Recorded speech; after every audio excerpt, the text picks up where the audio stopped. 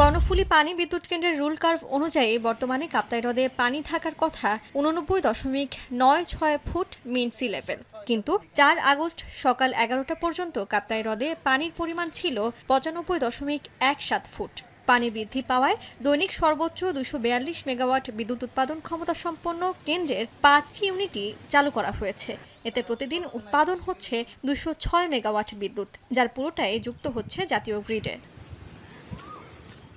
অনাবৃষ্টি এবং তাপদাহে প্রতি বছরই কাপ্তাই হ্রদের পানি শুকিয়ে যায়। এতে তলানিতে নামে বিদ্যুৎ উৎপাদন। বিদ্যুতের উৎপাদন বাড়াতে নির্ভর করতে হয় বৃষ্টিপাতের জন্য।